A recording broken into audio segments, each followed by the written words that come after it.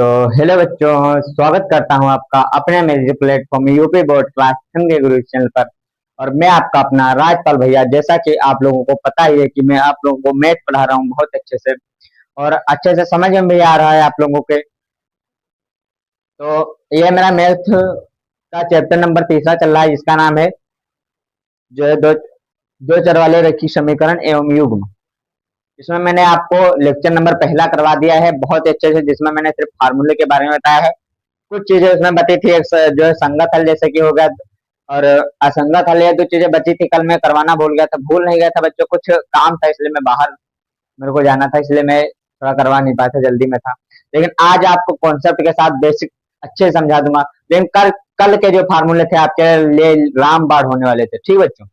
तो बस आप लोग उन फार्मूलों को रट लीजिएगा, अच्छे से लिख लीजिएगा अपनी कॉपी में, लिख के जहां पर आपका स्टडी टेबल हो वहां पे चिपका लीजिएगा अच्छे से। ठीक बच्चों, तो बस पढ़ते रहिए, मुस्कुराते रहिए, हंसते रहिए, और हमारा साथ देते रहिए। अपने भाई को like comment share and subscribe करते रहिए हमारे चैनल को। हमारा हमारे इंस्टा चैनल पे भी जा सकते हैं, अच्छे से देख सकते हैं हर एक चीज। और अब मैं आप लोगों को पढ़ाना चालू कर रहा हूँ बहुत अच्छे से। आज कुछ क्वेश्चन और कुछ फार्मूले के साथ में उतर रहा हूँ मैं। तो पहला क्वेश्चन मैं करवा रहा हूँ, पहला क्वेश्चन मैं करवा रहा हूँ। पहला क्वेश्चन मेरा है कि दो रेखाएं क्या दो बिंदुओं पर काट सकती हैं? क्या कहा मैंने? दो रेखाएं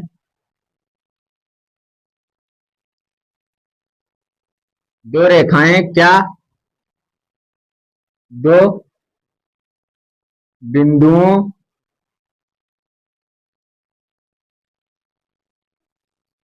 को काट सकती हैं?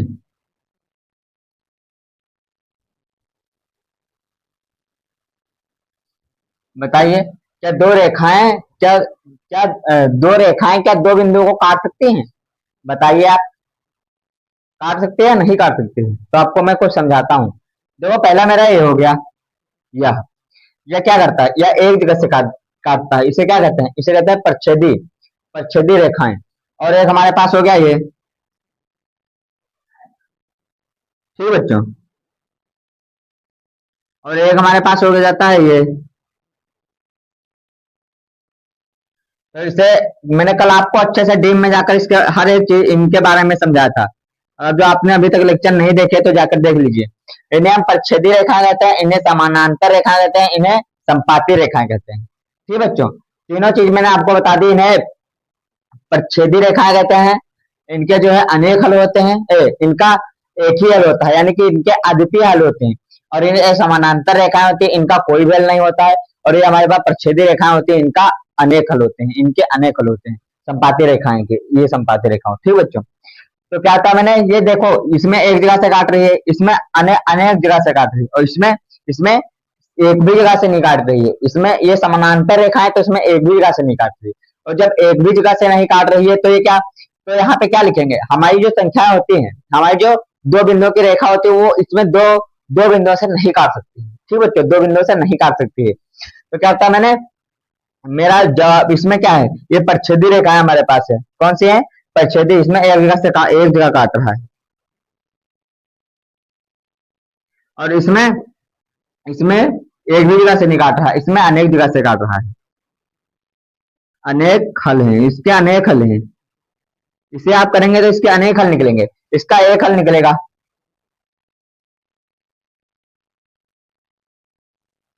और इसका कोई भी हल नहीं निकलेगा। ठीक बच्चों, इनका कोई भी हल नहीं निकलेगा। तो इसी में मैं कल वाली चीजें समझा देता हूँ। इसके हमारे पास संगत हल होंगे, क्योंकि इनमें एक निकलेगा। इसके हमारे पास संगत हल होंगे। कहीं कहीं पूछ लेता है, इसके संगत हल होंगे, इसके भी संगत हल होंगे, और इसके इसके असंगत हल होंगे। इसका कोई भी संगत हल नहीं होगा, असंगत हल। ठीक बच्चों, इसके असंगत हल होंगे, इसके अनेक हल हैं, इसके संगत हल हैं, और इसके एक हल है तो इसका भी संगत हल होगा। तो हमारी प्रच्छेदी रेखाओं का एक हल होता है, प्रच्छेदी रेखाओं का हमारे पास एक हल होता है, इसका एक ही हल निकलेगा। समानांतर रेखाओं में कोई भी हल नहीं निकलेगा। और जो हमारे पास जो ये प्रच्छेदी संपाती रेखा होती है, इनका अनेक हल होते हैं। ठीक बच्चों, तो हमारा जवाब यहाँ पे क्या होगा? हमारा आंसर होगा नहीं, नहीं। दो रेखाएं क्या दो बिंदुओं पर काट सकते हैं? नहीं, नहीं काट सकते। This is your answer. अपने दिमाग को खोलिए और देखिए किस लेवल का टीचर आपको पढ़ा रहा है। बता रहा हूँ बच्चों, ये आप लोग पढ़ के बस अच्छे से पढ़िए, आपका पेपर होइए, फिर देखिए आप कैसे मैं पढ़ाता हूँ। एक नंबर का बिल्कुल बेसिक लेवल से आपको समझा के ले जाऊंगा। ठीक है बच्चों। एक हल, संगत हल, असंगत हल, अनेक हल। संगत हल क्या होता है? मैंने आप उस टीचर के पास आए हैं जो आपको हर जगह, हर एक परिस्थिति, हर एक सवाल लगवाने की दम रखता है। ऊपर ऊपर से हल्के हल्के सवाल तो सब करवा देते हैं, लेकिन जो आपको आपके पेपर में नहीं आएगा ना, आपके पेपर में जो आएगा वो बड़ा हो या छोटा सवाल हो, वो आपका भाई हर परिस्थिति में आपको करवाएगा। ठीक बच्चों। तो असंगत हल इनके अनेक अनेक हल होते हैं। ठीक बच्चों। बहुत अच्छे से आपको समझ में आया होगा। क्या होता है? मैंने बहुत ही आपको अच्छे से समझ में आया। और अच्छा, ये क्या होती है? यहाँ पे मैं आपको समझा देता हूँ। ये हमारे पास संपाती होती है, संपाती रेखाएं होती हैं। ठीक है बच्चों। ये हमारे पास प्रच्छेदी होती हैं।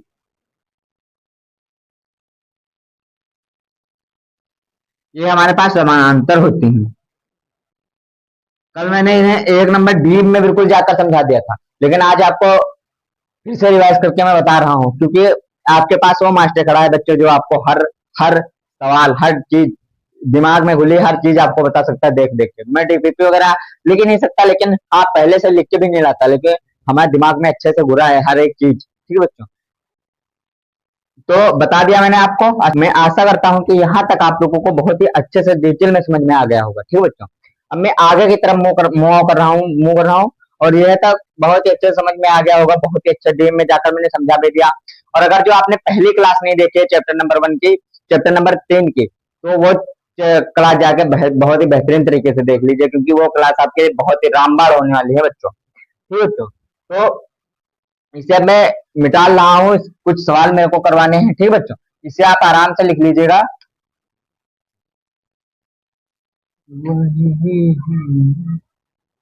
ठीक है बच्चों, इसे आराम से आप अपने कॉपी में लिख लीजिएगा।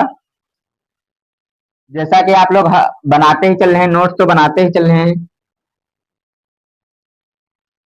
ठीक है बच्चों। इसे आप अब आराम से अपनी कॉपी में लिख लीजिएगा, बहुत ही अच्छे से। कुछ प्रश्न मैं कराता हूँ बहुत ही आराम से, बहुत अच्छे से डीप में जाकर के। ठीक है बच्चों। यहाँ तक जहां तक मैंने करवा दिया वहां तक तो आपको कोई दिक्कत नहीं होगी, मुझे पता है। ठीक है बच्चों। तो प्रश्न क्या है मेरा? क्वेश्चन मेरा है, समीकरण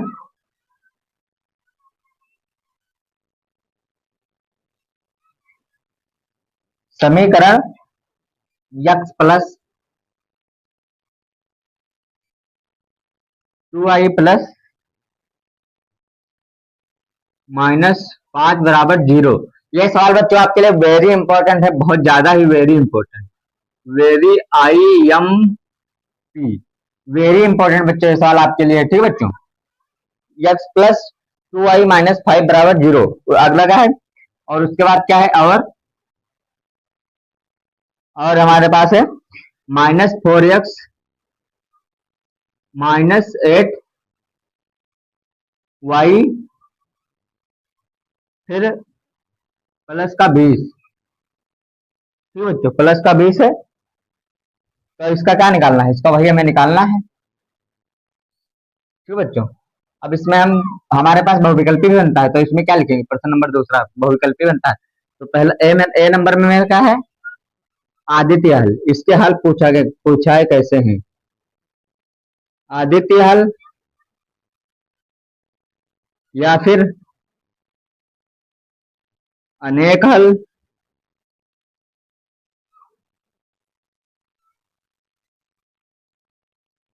आदित्य हल या अनेक हल।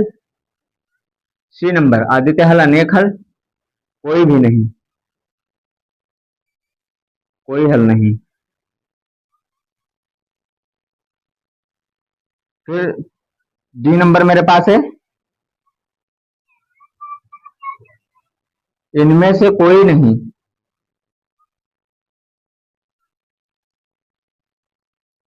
ठीक बच्चों। ये हमारे पास बहुविकल्पी हैं। आदित्य हल होंगे, अनेक हल होंगे, या कोई हल नहीं होगा, या इनमें से कोई नहीं। तो हम इस सवाल को कर रहे हैं, आराम से कर रहे हैं, आप समझिए। इस सवाल को हम कर रहे हैं बच्चों, आपके लिए बहुत ज्यादा ही इंपॉर्टेंट होने वाला है ये सवाल। बता दें हम आपको तो, क्योंकि बच्चों मैं पढ़ा रहा हूँ आप लोगों को बहुत अच्छे से। मेरे को पता है, मुझे पता है कि आपके लिए क्या जरूरी है क्या नहीं जरूरी है। ठीक है बच्चों, इसके हल कैसे करेंगे? इसके हल हम लिखेंगे A1 बराबर हमारे पास क्या है, एक्स के आगे सर हमारे पास A1 तो एक्स है, तो क्या मानेंगे? अब बच्चों के अंदर ये बहुत डिस्कशन होता है कि बच्चों हमारे पास सर हमारे पास ए तो A1 तो हमारे पास एक्स है, तो इसे हम क्या मान लें? तो जीरो मान लें। अरे भाई जब जीरो मान लोगे तो एक्स जीरो हो जाएगा, तो हमारे पास कोई वैल्यू ही नहीं बचेगी। जब कोई वैल्यू ही नहीं बचेगी तो हम करेंगे कैसे? तो हमारे पास एक्स जो है, एक्स एक, एक्स का मान एक मानते हैं, एक्स के आगे कुछ नहीं होता तो हम एक मानते हैं। ठीक है बच्चों, तो यहाँ पर भी मैंने एक मान लिया, लिख जाओ, यहाँ पर मैंने एक मान लिया। फिर बी वन बराबर हमारे पास टू दिया है। फिर हमारे पास C1 बराबर माइनस का 5। ठीक है बच्चों, ये हमारे पास निकला है। A1 निकला है, ए टू हमारे पास माइनस का 4। फिर बी टू हमारे पास क्या निकल गया है, B two B two minus का 8। सी टू हमारे पास क्या निकल गया है, 20। ठीक है बच्चों, ए A1 यक्स का मान एक माना, तो B1 टू सी वन हमारे पास आया -5। फिर हमारे पास ए टू आया -4, और फिर बी टू आया -8। फिर सी टू आया हमारे पास 20। संख्या दी गई है, और हमें इसका निकालना, इसके हल कैसे होंगे। ठीक बच्चों, चलो आओ करके दिखाते हैं आप लोगों को। यहाँ से हमारे पास कितना आएगा, यहाँ से आ जाएगा हमारे पास,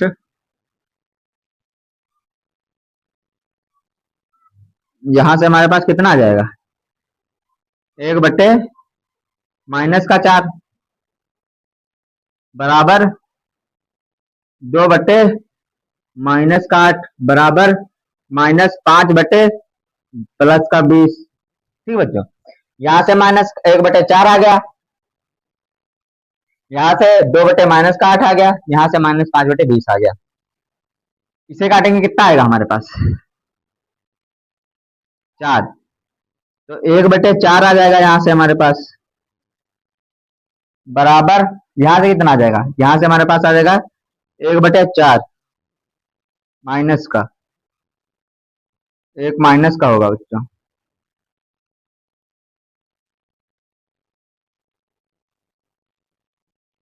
यहाँ से भी -4, यहाँ से 1/,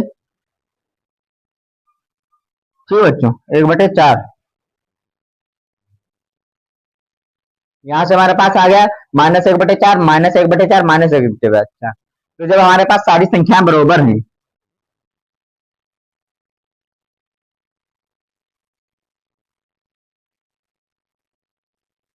जब हमारे पास सारी संख्याएं बरोबर हैं तो इसे हम क्या कहते हैं, इसे हम कहते हैं संपाती, संपाती रेखाएं होती हैं। ठीक बच्चों, आपको मैंने पहले ही समझा दिया था, पहले ही लेक्चर में आप जाके देख लीजिए, उसमें बहुत अच्छे से डीप में जाकर मैं समझा।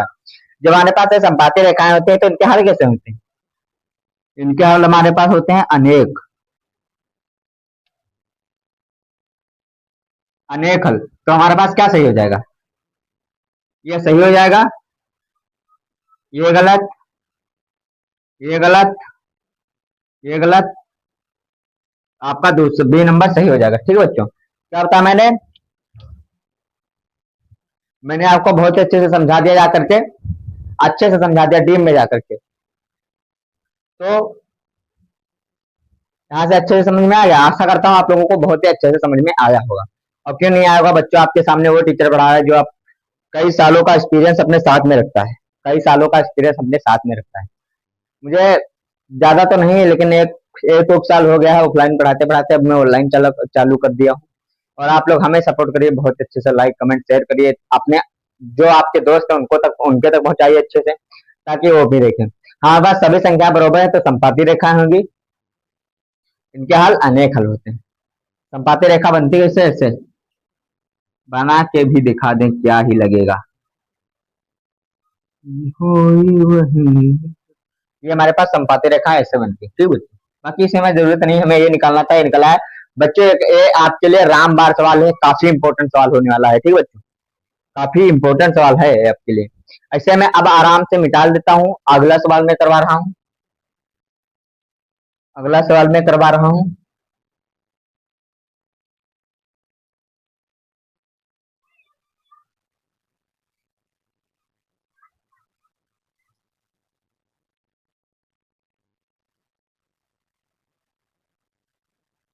अगला सवाल आपको बहुत ही अच्छे से मैं करवा रहा हूँ बच्चों, और आपको समझ में भी बहुत अच्छे से आएगा बच्चों। उसकी आप चिंता ही मत लीजिए कि सर हमें समझ में नहीं आएगा, सर ये है दिक्कत है, सर वो दिक्कत है। कोई दिक्कत नहीं, जब तक आपका सर आपके सामने खड़ा है, जब तक आपका भाई आपके सामने खड़ा है, आपको किसी भी बात की चिंता लेने की जरूरत नहीं है। मेरा क्वेश्चन नंबर तीसरा है।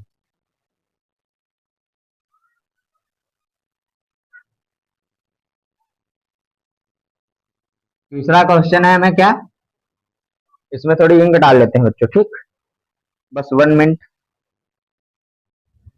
चल नहीं रहा है तो दिक्कत करेगा, ठीक है बच्चों। तो अब आप लोगों को यहाँ तक बहुत ही आराम से समझ में आया होगा, मुझे पता है,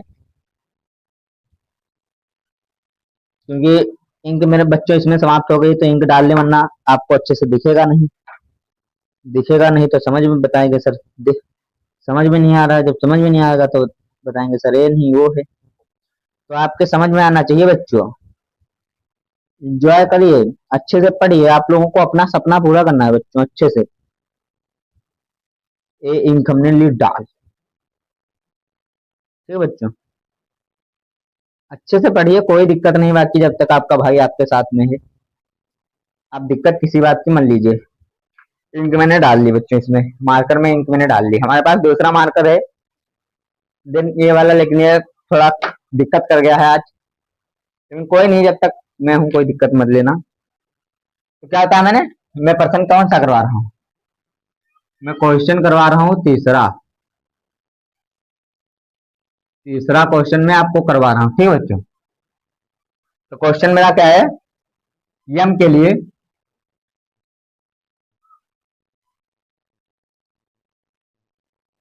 यम के लिए, यम के लिए, यम के किस लिए नहीं बच्चों, यम के किस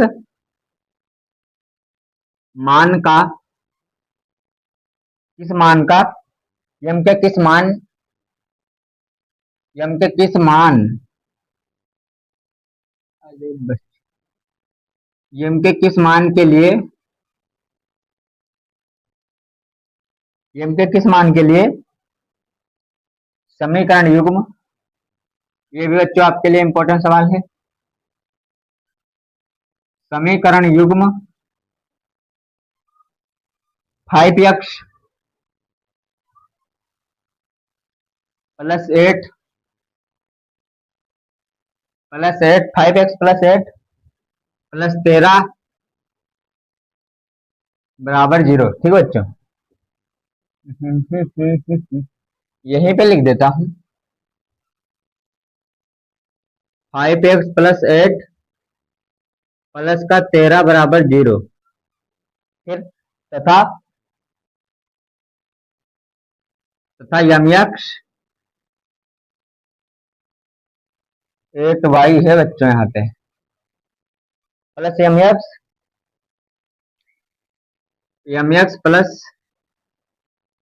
एक्स प्लस 16y,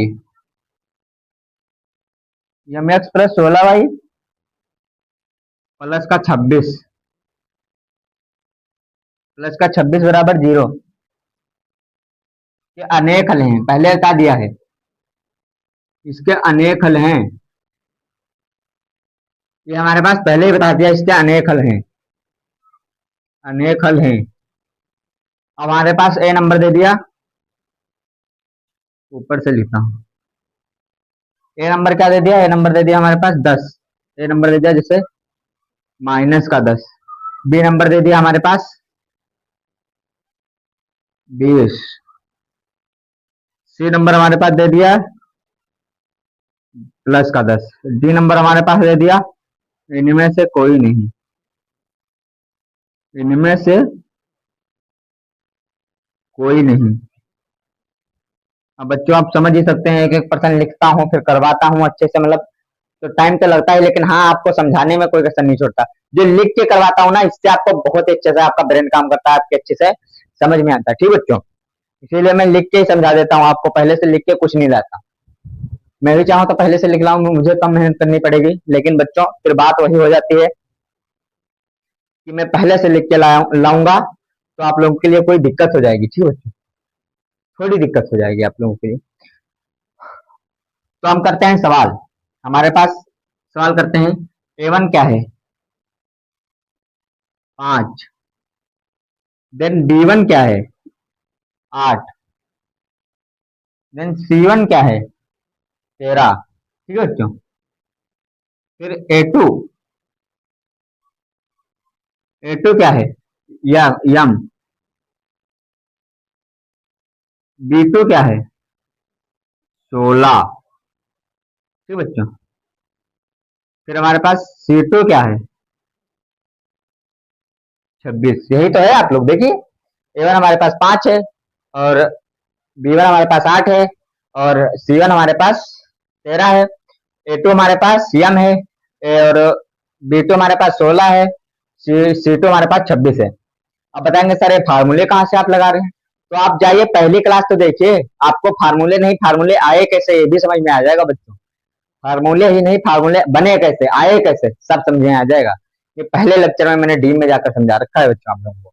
यहाँ से हमारे पास क्या आ जाएगा? 5/यम बराबर 8/16 बराबर 13/26। क्योंकि अनेक हल पहले बता दिया था, हमें पता चल गया था कि संपाती रेखाएं होने लिए। अनेक हल तो पहले बता दिया था ना, तो हमें पता चल गया था कि इनकी रेखाएं संपाती ही होने। तो यहाँ से क्या आ जाएगा हमारे पास? 5/यम बराबर 1/2 बराबर 1/2। ये हमारे पास इतना हमारे पास बराबर हो जाता है ना, इतना हमारे पास बराबर हो जाता है। ठीक है बच्चों, तो इतना हमारे पास जब बराबर हो जाता है तो हम ऐसे क्यों ना ऐसे लिख सकते हैं ना, इसे इसे लिख सकते हैं यम बराबर 5। यम हमारे पास है क्या आ गया? 5 दूनी 10।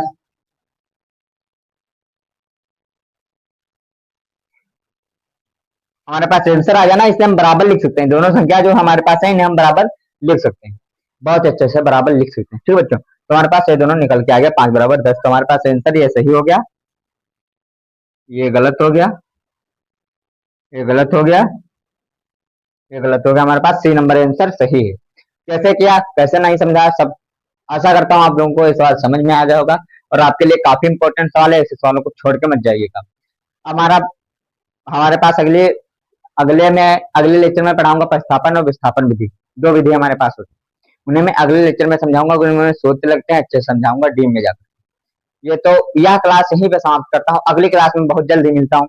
उसके पहले कुछ शायरी सुनाता हूँ कि जो भरा नहीं है भावों से जिसमें बहती रसधार नहीं, जो रक्त नहीं है जो पानी है उसमें है गणित का प्यार नहीं। तो जय हिंद बच्चों, लव यू बच्चों, मिलता हूँ अगली क्लास में, टाटा, धन्यवाद, बाय बाय। ठीक है बच्चे, सपोर्ट करते रहिए आप मुझे, मैं आपको हमेशा सपोर्ट करते रहूँ।